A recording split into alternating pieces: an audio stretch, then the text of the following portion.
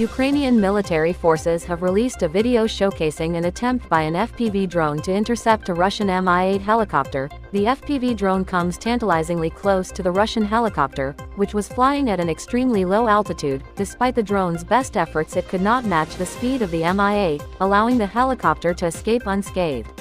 Spain has formalized an agreement with the United States to purchase Lockheed Martin's PAC-3 missiles and related support equipment. This agreement marks Spain as the 16th nation to partner with Lockheed Martin for the Advanced Air Defense System. The PAC-3 system is designed to defend against a wide range of incoming threats, including tactical ballistic missiles, cruise missiles, hypersonics and aircraft. The Turkish government has imposed a comprehensive ban on exporting military equipment to India, one of the biggest arms importers in the world. The move comes months after New Delhi cancelled the contract with a Turkish firm involved in a shipbuilding project in an Indian shipyard. Russian companies have begun offering cash rewards for the destruction of F-16 fighting Falcon jets. These aircraft have become prioritized targets through these initiatives. According to the Defense Ministry, monetary rewards of 500,000 rubles have also been offered for the destruction of NATO tanks in Avdiivka, aiming to further motivate troops.